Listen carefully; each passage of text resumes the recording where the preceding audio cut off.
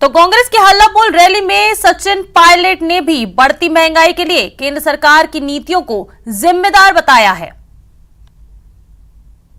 5 अगस्त को दिल्ली में आदरणीय राहुल गांधी जी तमाम नेताओं ने धरने दिए, पुलिस ने हम सबको हिरासत में लिया, लेकिन हम लोगों ने संकल्प लिया है कि इस देश में शासन करने वाले लोग जब तक इनकी आंख नहीं खुलेगी, इनकी नींद नहीं खुलेगी, हम लोग भी चैन से बैठेंगे नहीं। आज जो हजारों लाखों लोग यहां उपस्थित हैं, इस देश की राजधानी से संदेश जाने वाला है कि कांग्रेस पार्टी आम जनता की लड़ाई लड़ती रहेगी, लड़ती रहेगी, लड़ती रहेगी। आज जीएसटी का विरोध करने वाले लोग जब भाजपा विपक्ष में थी तो जीएसटी का विरोध किया करती थी। आज उन्होंने लगातार जीएसटी लगाया है, खाने की सामग्री पर लगाया है, लोगों की जेब खाली हो गई।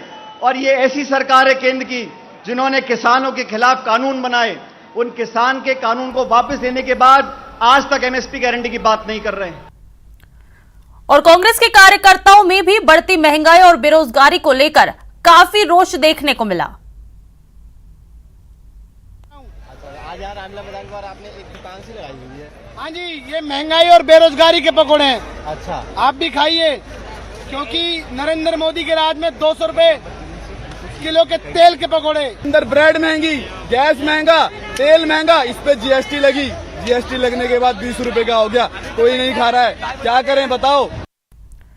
महंगाई के खिलाफ हल्ला बोलने में खेल मंत्री अशोक चांदना ने भी केंद्र सरकार पर हमला बोला है। आमजन केंद्र को कभी माफ नहीं करेगी, केंद्र सरकार को उखाड़ फेंकेगी जनता।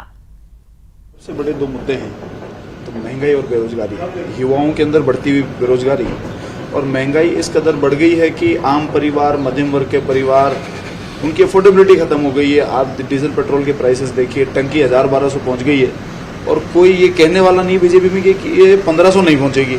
100-125 डीजल पेट्रोल हो गए हैं, कोई गारंटी तो दे कि 150 नहीं होगा। तो अब देश जो है, देश का मध्यम वर्ग और देश का आम व्यक्ति जो है इस सरकार को देख चुका है। इनसे देश नहीं चलेगा, इनको उखाड़ कर फेंकना पड़ेगा। राहुल जी को आगे आना पड़ेगा। देश राहुल जी की ओर देख रहा है, कांग्रेस पार्टी राहुल जी की ओर देख रही है। और मुझे लगता है कि ये 8 सालों के अंदर जिस भी प्रकार से राहुल जी को तोड़ने के हथकंडे जो भारतीय जनता पार्टी के नेता अपना सकते थे वो अपना चुके हैं। अब उनके सारे हथकंडे फेल हो गए हैं। तो अब मुझे लगता है कि अब वो इस बात से भयभीत होने लगे हैं कि शायद इस बार, क्योंकि लोगों का मन भी बदल रहा है और ये व्यक्ति हमसे टूटता नहीं है, इस क्वालिटी को देश की जनता देख रही है और भविष्य में उनके लिए खतरे की घंटी है। महंगाई के खिलाफ कांग्रेस दिल्ली में हल्ला बोल रैली कर रही है तो बीजेपी इस रैली को लेकर तंज कस रही है। प्रदेश प्रभारी अरुण सिंह ने कहा है कि कांग्रेस की मति भ्रमित हो चुकी है। भारत में महंगाई नियंत्रण में है, जबकि ब्रिटेन से लेकर श्रीलंका, पाकिस्तान में 25% तक महंगाई बढ़ी है। यही नहीं, अरुण सिंह ने कहा कि पीएम मोदी के विजन से महंगाई पर ब्रेक लगा है। मुद्दा होगा ही नहीं, क्योंकि अभी प्रधानमंत्री जी ने महंगाई को जिस प्रकार से कंट्रोल में किया है और सब कुछ होते हुए बगल के राज्य, बगल के देश, अगर श्रीलंका में देख लें, पाकिस्तान में देख लें, बांग्लादेश में देख लें, इवन यूके में जाकर के देख ले, अन्य देश में जाकर, अमेरिका में जाकर देख ले, जिस प्रकार से इन्फ्लेशन रेट वहां पर बढ़ा है, 10%, 15%, 20%, 25% तक इन्फ्लेशन बढ़ा है महंगाई दर। उसमें यह भारत के प्रधानमंत्री माननीय नरेंद्र मोदी जी का ही विजन है, उनकी ही नीति है, जिसके कारण विषम परिस्थिति में भी महंगाई कंट्रोल में हुई है। और कांग्रेस से अलग हुए गुलाम नबी आजाद ने जम्मू में बड़ी रैली कर अपना दम दिखाया है। दिल्ली से जम्मू पहुंचे गुलाम नबी आजाद का यहां जोरदार स्वागत हुआ। रोड शो करते हुए आजाद जम्मू के सैनिक फार्म मैदान में पहुंचे, जहां उनके समर्थक बड़ी संख्या में जुटे थे। आजाद ने बिना किसी कांग्रेस नेता का नाम लिए कहा कि नई पार्टी बनाने से उनमें बौखलाहट है, लेकिन वो किसी का बुरा नहीं चाहते हैं। आजाद ने जम्मू कश्मीर और लद्दाख से ताल्लुक रखने वाले उन सभी नेता को धन्यवाद दिया जिन्होंने कि उन्हें अपना समर्थन दिया है। कांग्रेस से इस्तीफा दे चुके आजाद की ये पहली रैली है। आजाद ने 26 अगस्त को कांग्रेस छोड़ दी थी।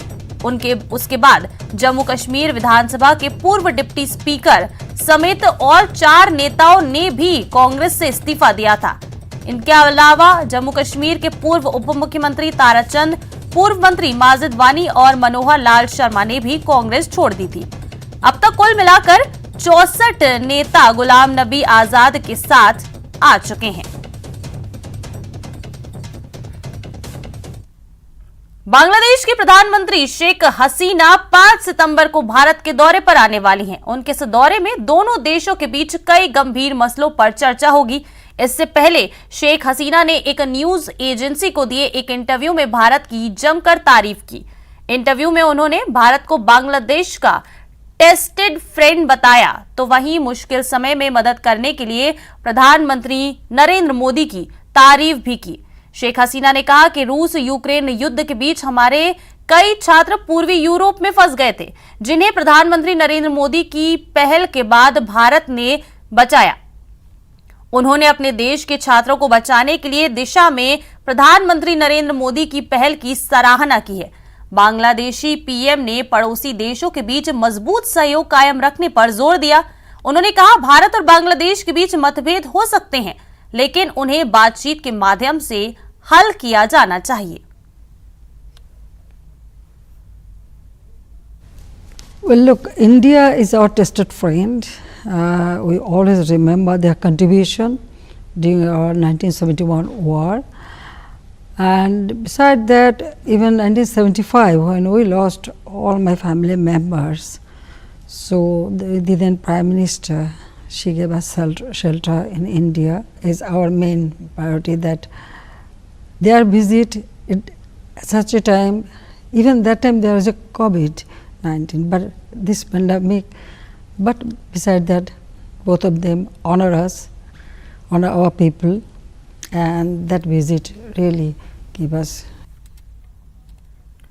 एनसीआरबी की रिपोर्ट आने के बाद राजस्थान में बड़े क्राइम को लेकर राजस्थान की सरकार कटघरे में है और इस मामले में राजस्थान के डीजीपी मोहन लाल लाठर का बड़ा बयान सामने आया है। डीजीपी एमएल लाठर ने कहा कि अपराधों की तुलना करना गलत है और एक भी घटना नहीं होनी चाहिए। ऐसी कोशिश होनी चाहिए। हमारी जिम्मेदारी होनी चाहिए कि हम समाज को अपराध मुक्त बनाएं। डीजीपी एमएल लाठर ने दौसा में एनसीआरबी की रिपोर्ट पर प्रतिक्रिया देते हुए कहा कि राजस्थान की छवि बनाने में जनप्रतिनिधि, कर्मचारी और आम जनता की जिम्मेदारी है। इन्हीं आंकड़ों में जिनमें आप नंबर 1 की बात कर रहे हो, आप मेरे ख्याल भूल गए होंगे, हमारा जो ओवरऑल क्राइम में 7वां नंबर है, पहला नहीं है। आप गलत हो। आप पूरे आंकड़े देखिए, अगर आप समग्र रूप से देखेंगे तो ये 7वें नंबर पे आते हैं। और जो अभी महिला अत्याचारों की बात की जा रही है कि हम रेप में नंबर 1 है, ऐसा नहीं है। आप यहाँ पर जो एनसीआरबी के आंकड़े जो दिखाए गए हैं, उसमें राजस्थान के जो आंकड़े पेश किए गए हैं, उसमें माइनर बालिकाओं की और मेजर की दोनों का क्लब है। दूसरे स्टेट्स का जो है दोनों अलग अलग हैं। इस वजह से ये गलती हो रखी है वहाँ पर। ये क्लासिफिकेशन का अपना अपना तरीका होता है। आप उस टेबल को अगर उठा के देखेंगे, उसमें हमारे यहाँ माइनर वाला जो है पॉक्सो वाला, वो एक दिखा रहा है, क्योंकि हमने उनको शामिल कर रखा एक जगह। दोनों को अगर मिलाते हैं तो हम 2nd नंबर पर आते हैं और पहले नंबर पर मध्य प्रदेश आता है। वहीं बीजेपी प्रदेश अध्यक्ष सतीश पूनिया ने एनसीआरबी की रिपोर्ट को लेकर सरकार पर निशाना साधा है। बीजेपी प्रदेश अध्यक्ष पूनिया ने कहा कि अपराध को लेकर प्रदेश सरकार को कटघरे में उन्होंने खड़ा किया और साथ में ये कहा कि प्रदेश सरकार की लापरवाही की वजह से प्रदेश में अपराध बढ़े हैं। के आंकड़े आने के बाद जिसमें ये दर्शाया गया कि राजस्थान बलात्कार की घटनाओं में अव्वल है। 6,337 घटनाएं हुई हैं, यानी 17 घटनाएं प्रतिदिन। और इससे बौखलाए हुए विचलित मुख्यमंत्री जी ने जो बयान दिया, विपक्ष पर तोहमत लगाई राजस्थान को बदनाम करने की, लेकिन कानून व्यवस्था को बहाल करने के लिए उनकी हताशा और निराशा साफ दिखती थी। उन्हीं के बयान का नतीजा था कि जब उन्होंने कहा कि 56% मामले झूठे होते हैं, लेकिन ये बात तय थी कि जब कोई मुख्यमंत्री ऐसी बात कहेगा तो अपराधियों के हौसले ज़्यादा बुलंद होंगे, अपराधी ज़्यादा बेखौफ होंगे। और ये प्रमाणित सत्य है कि राजस्थान में 7,97,000 मुकदमे दर्ज होने के बाद एक लंबी फहरिस्त महिला अपराधों की है। उसमें दुष्कर्म की, उत्पीड़न की घटनाएं लगातार बढ़ी, लेकिन मुख्यमंत्री के बयान के बाद में यकायक एक बार फिर से ऐसी घटनाएं बढ़ी हैं। जी हाँ, रुदावल के बयाना की घटना यही साबित करती है किस तरीके से विभत्स तरीके से उस महिला का अपहरण किया गया होगा, उसके साथ दुष्कर्म हुआ है, उसके बाद उसकी हत्या कर दी गई। मुझे लगता है कि राजस्थान के मुख्यमंत्री और गृह मंत्री भी जो हैं, उनकी लापरवाही ने राजस्थान की मातृशक्ति के सम्मान को सीधे सीधे ठेस पहुंचाई है। उनको माफी मांगनी चाहिए, उनको कोई न कोई इस तरीके का उपाय और उपक्रम करना चाहिए जिससे राजस्थान की महिलाओं की, नारी की सुरक्षा और स्वाभिमान को कोई आंच न आए।